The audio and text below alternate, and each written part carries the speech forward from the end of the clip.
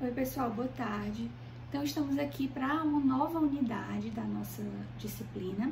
Nós já vimos estabilidade na unidade 1, vimos as regras de proteção do trabalho da mulher e do menor, nós já vimos normas de saúde e segurança no trabalho e estamos agora entrando na nossa quarta unidade do plano de ensino. Vamos falar sobre FGTS, Fundo de Garantia por Tempo de Serviço.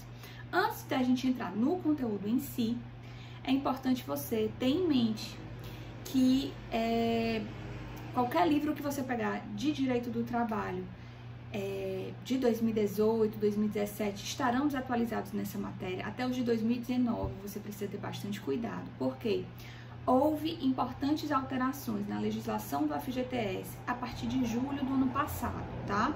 Então, em julho de 2019, no dia 24 de julho, para ser mais exata, o presidente da República criou uma medida provisória permitindo novas hipóteses de saque, que é o tal do saque aniversário, saque imediato, que nós vamos estudar no próximo vídeo. E essa medida provisória de julho, ela foi convertida em lei em novembro do ano passado, que é a Lei 13.392. Ela alterou artigos importantes da legislação do FGTS, né, porque trouxe essas novas hipóteses de saque. Então, ao estudar FGTS, você precisa ter uma lei atualizadíssima, tá certo? E precisa ter um livro que também esteja atualizado nessa matéria, tá? Que mais? Além dessa mudança de julho de 2019, que foi convertida em lei em novembro de 2019, teve uma medida provisória criada na semana passada pelo presidente da República, né? O presidente da República vem criando uma série de medidas provisórias em razão dessa crise do coronavírus, medidas provisórias que têm a ver com a questão trabalhista, né? A questão econômica, a questão trabalhista, e houve a criação de novas hipóteses de saque na medida provisória da semana passada, que nós vamos estudar também nos próximos vídeos, tá certo? Então, para você estudar essa matéria, além dessas videoaulas, você vai precisar da legislação atualizada, principalmente com essa Lei 13.392 de novembro de 2019 e com a medida provisória da semana passada, tá certo? Que eu vou falar para vocês no próximo vídeo. Vamos estudar todas essas hipóteses e entender, né, as motivações de suas criações, tá? Bom, eu vou seguir a ordem da aula de acordo com a nota de aula que tem no seu material didático. Se você lembrar, olhe lá no material didático da sua disciplina, tem as notas de aula, tá? E eu vou me basear por ela. Me basear aqui pela nota de aula de FGTS, certo? O primeiro ponto é sobre definição e histórico. O que é o Fundo de Garantia por Tempo de Serviço? É um fundo, né, como o próprio nome já sugere, em que os empregadores deverão depositar todos os meses em uma conta vinculada da Caixa Econômica para cada empregado, tá? A importância de 8% em cima de sua remuneração, certo? Esse fundo esse dinheiro vai ficar guardado. Cada empregado tem uma conta vinculada ao seu nome, né, lá na Caixa Econômica, e ele não pode movimentar essa conta na hora que quer.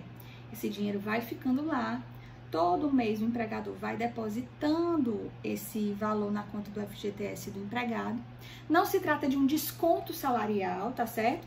É 8% a mais que o empregado tem direito de receber.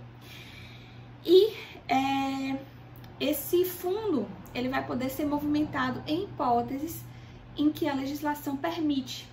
Por exemplo, em hipótese de rescisão sem justa causa, para comprar imóvel. Algumas pessoas já conhecem algumas hipóteses. E é justamente nessas hipóteses que foram criadas, né, novas hipóteses, tá?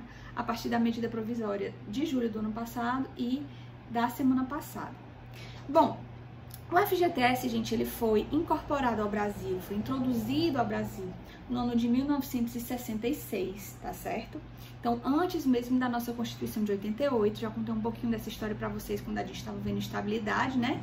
Mas foi criado com a Lei 5.106 de 66.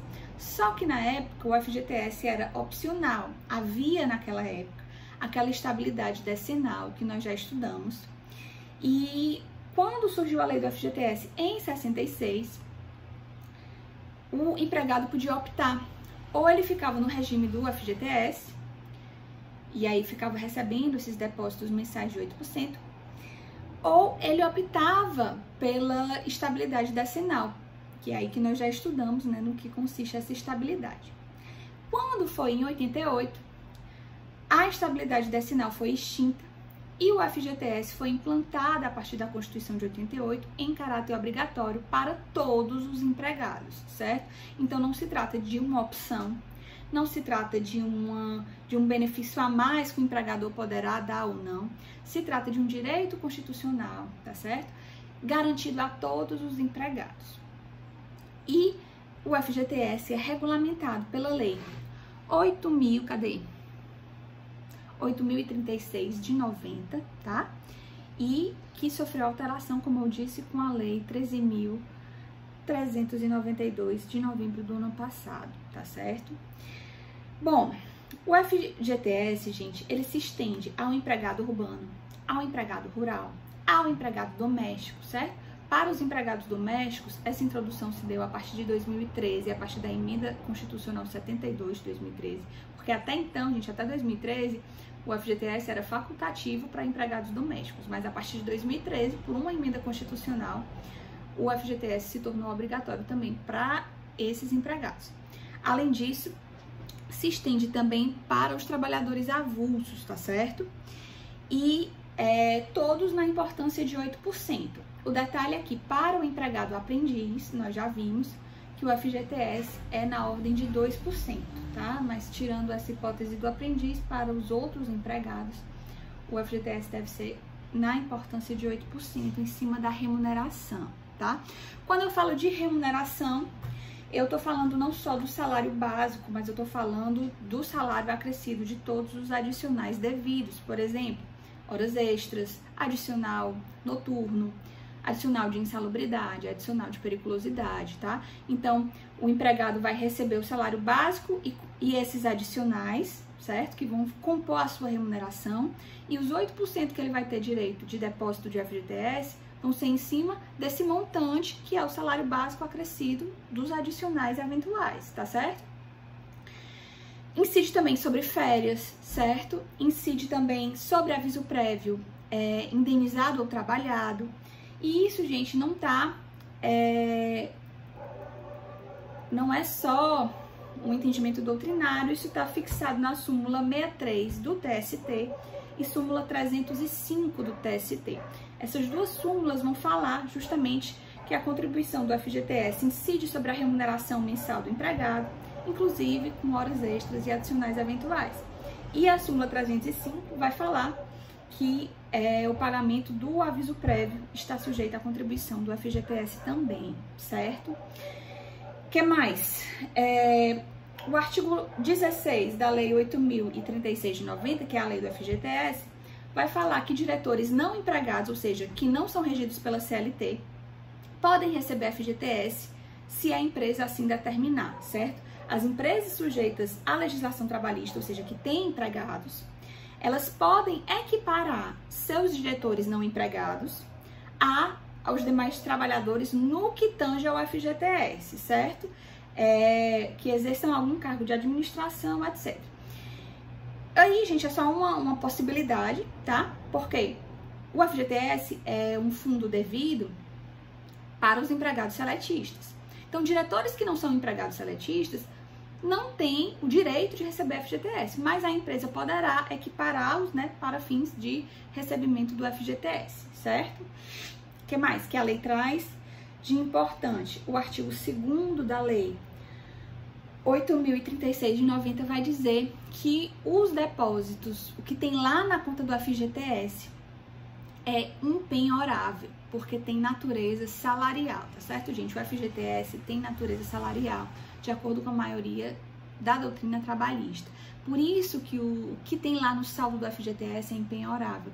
Então, se você tem, por exemplo, uma dívida com outra pessoa, você é devedor, vamos supor, num montante de 50 mil reais, você vai ser acionado, né, no Poder Judiciário, esse credor vai poder executar, pode penhorar os seus bens, que eventualmente você tenha, mas ele não poderá penhorar, não vai poder pegar o que tem na sua conta do FGTS, porque o artigo 2º vai dizer justamente que as contas vinculadas são absolutamente impenhoráveis, porque elas têm caráter salarial, certo?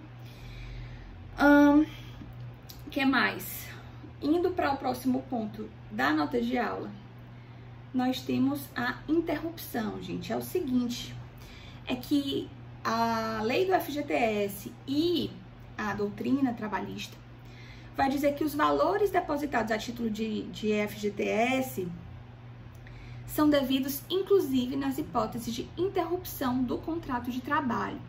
E aí eu vou retomar aquele conhecimento que vocês têm lá de trabalho 1, a diferença entre interrupção e suspensão do contrato de trabalho. Durante a interrupção do contrato de trabalho, os salários dos empregados continuam sendo devidos e, portanto, o FGTS dos empregados continua sendo devido e devendo ser depositado todo mês na importância de 8%.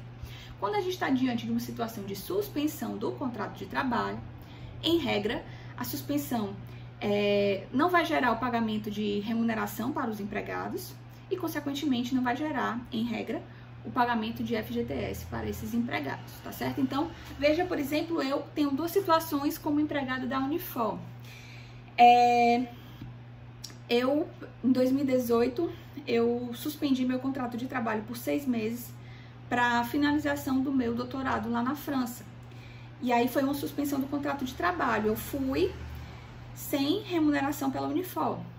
Durante esse tempo, a Unifor não pagou minha remuneração e, consequentemente, não depositou meu FGTS durante todo esse período de 6 meses que eu passei fora. Agora, eu vou entrar de licença maternidade. Licença maternidade, gente, é considerada uma hipótese de interrupção do contrato de trabalho. O que quer dizer que a Unifor vai ter que depositar meu FGTS durante a minha licença, certo? Então, exemplos de interrupção do contrato de trabalho. Férias, exemplo de interrupção, licença maternidade, licença paternidade, os primeiros 15 dias que o empregado sai por licença médica também são considerados interrupção e por isso o FGTS é devido durante esses 15 dias, tá certo? Depois desses 15 dias vira hipótese de suspensão, tá certo? E aí, em regra, como eu disse, durante a suspensão, os depósitos do FGTS não são devidos. Só que tem exceção, 2 exceções previstas no artigo 15 da lei do FGTS. O primeiro é o empregado que se afasta para prestação de serviço militar obrigatório. Isso aí é uma hipótese de suspensão, mas que o artigo 15 da lei do FGTS vai dizer que os depósitos do FGTS devem continuar sendo pagos pelo empregador. E a segunda hipótese é afastamento por doença ou acidente de trabalho depois do 15º dia. A partir do 15º dia, quando ele tem uma doença ou acidente de trabalho, nós já vimos que ele vai ser pago pelo benefício do INSS, não é isso? Pronto. Durante esse período, há uma suspensão do contrato, entretanto, o artigo 15 da lei do FGTS vai dizer que os depósitos do FGTS vão continuar sendo devidos nessa hipótese, tá certo? Nessas 2.